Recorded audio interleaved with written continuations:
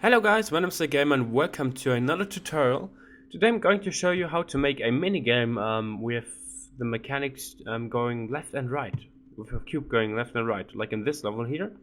This is Shapes and Beats by Kang 131, and today we're going to make a similar level or similar mechanics with going left and right. So yeah, let me introduce you to this tutorial by starting off with what we have to do. So first thing we need is of course a dual, because yeah, we have to press left and right, and to be able to do to have these controls we have to activate the 2-player mode. Speed is doesn't matter, to be honest, but you should make sure that it's a cube. I think it's better with a cube. Okay, so the first thing we want to do is test this, and that's all we have to do, because now we know where to place our block. Okay, so now we will move this one up, but only a small bit, like that. Same up here, boom, that's it. Now give these 2 blocks an idea. That's 1 in my case. Make them move. So we enter the group ID 1 here, because that's our blocks. We make them lock to player X, and we'll make it infinite, so yeah, just type in 999. And then these blocks will start moving with us. So if we jump now, we would land on the block, or basically go through the block right here. If we actually did that in the level, we would die, right? So what we want to do is we go to that jumping tab, scroll a bit through, and go to that H. That stands for hit, which means if we hit the block right here, you can see we're just stuck on it, okay? Okay, so the next thing we want to do is we want to place spawn triggers down here and up here. And some people told me that I could use touch triggers, whoopsie, these touch triggers here, but the reason why I'm not using these is because it's very buggy. Yeah, it's very buggy. It's kind of complicated, and I know how it works, but it's still kind of complicated. And yeah, it's just very buggy, and that's why. And yeah, using spawn triggers is way easier, and yeah. Okay, so we don't have to care about these spawn triggers right now. Right now, all we have to do is make a player. In that case, I'm just going to use this small block right here. Give it group ID 1, so it moves with the player again. But give it a new ID. In my case, that's 2. So what we want to do is we want 2, which is our player, to go 2 to the right. So when we click on the right side, the player goes to the right.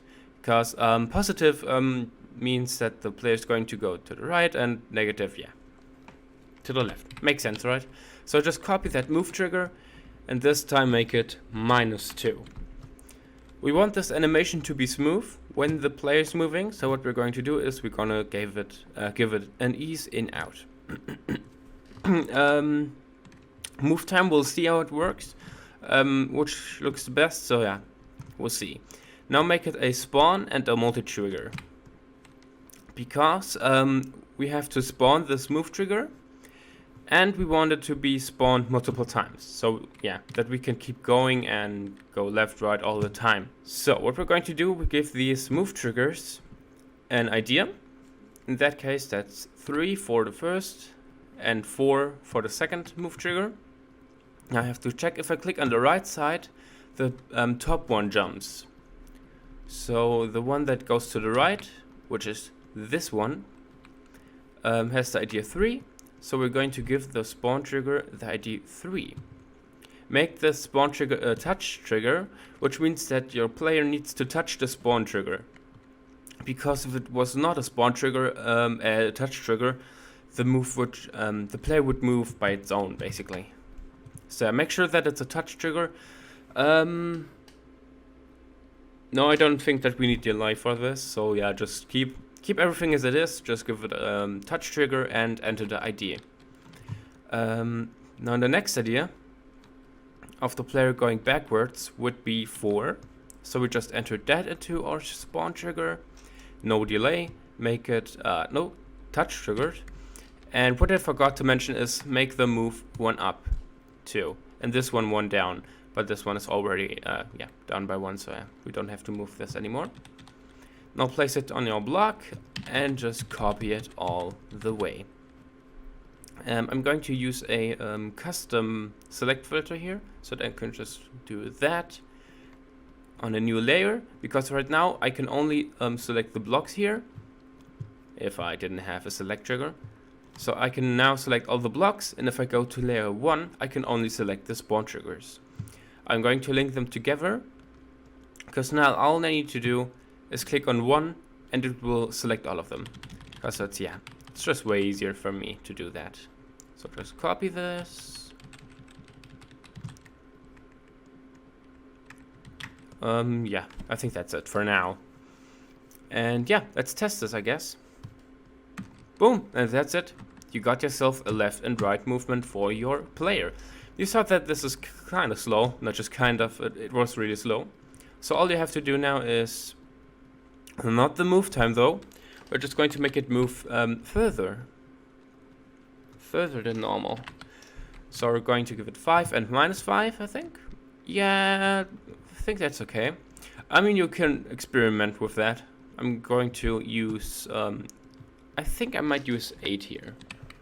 It's pretty fast. And then we'll have a problem that you'll see in a second. Maybe. Oh no, actually no. The movement is pretty good. I think it doesn't look too bad. So if you have any problems with your movement, maybe make the move time a bit slower. Might look smoother, but I don't know. So that's all you have to do for a left and right. Okay, so now we have one problem. Our player can go wherever he wants, right? So we want to make a wall. We need to build a wall. Okay, so let's go to a new layer that we can work with. And now we use collision blocks. You can find them on the trigger layer. Just go here and select these blocks. Now give them a new idea. And basically, this is not a group idea. Just want to mention that that's a block idea. That's something a bit different. Make it a dynamic block and just paste this all over the walls. Oh wait, we don't have to do that. I'm sorry. We only have to use this because our player can't go up and down. Excuse me, my bad. So now we need a new block idea. So this is the left, this is group 1, this is the right, this is group 2. Now give them both the idea 1 because that's the screen. So if we play now, you can see these things are moving with us, right?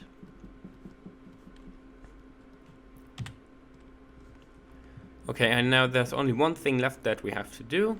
We have to give our little player a hitbox, basically. So just make it smaller, place it on your block, give it a new block idea. Always remember it needs to be a dynamic block. Give it the idea 1, so it's moving with the background, and give it idea 2 because that's our player. And as you can see, we're now moving the collision block. Okay, what we want to do now is make the blocks invisible and make the collision blocks invisible. So let's select our collision blocks here. Oh, this one too.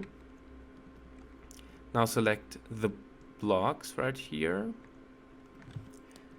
and give it a new idea. In that case, that's 5. Now what we want to do now is go to alpha, make the opacity on 0 and fade time 0 as well. And now just enter the group idea 5. And as you can see, we can now only see the numbers. And if we go and play the level, we can only see our player right now. I'm just going to make a little line so I know where the wall is when I play the level. So this is group idea 1. So it moves with the player again. And that's it. That's all I wanted to do. That's just for me, just so I know where the collision blocks are. Okay, so what we want to do now is use a collision block. So our player has the object ID 3, so we're going to enter that. Block A is 3. The block A and B doesn't matter, it's just your first block, which is our player, and the second block. So we're going to use 1 here. 1 is going to activate a new group, so go to next 3, and that would be 6. So we want 6 to be activated. Okay, so 6 will be this move trigger right here. And we know that our player is not supposed to go further than that. So we need to make the player move, our player is basically 2. And we want our player to move back again, so it's, let's try 5 first. Make the spawn and multi-trigger, because it's spawned by the collision block, right? And the, yeah, just make it a smooth animation or movement. Yeah, that's all you have to do, basically. Now what we want to do now is stop these move triggers. I want move trigger. And that's, no, that's the one that goes forward. I want this one. This one goes backward, so give it a new idea. That's 7. Now we use a stop trigger, which I already have here. Nice. And now this stop trigger is activated by the collision block 6. So we just give it the idea 6. And this stop trigger will deactivate group 7.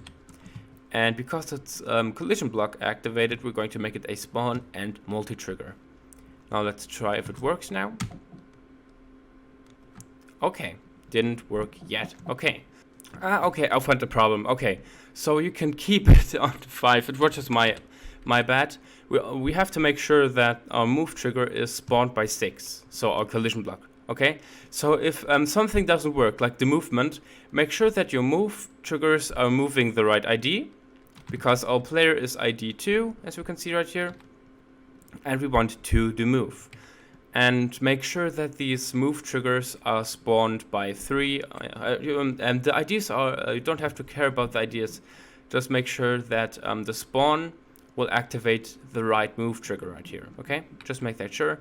Always check the idea if something's not working. So yeah, I have the move trigger now that moves to block 5. Let's try if this works now. And yes, it works. And yes, I know this looks a bit weird.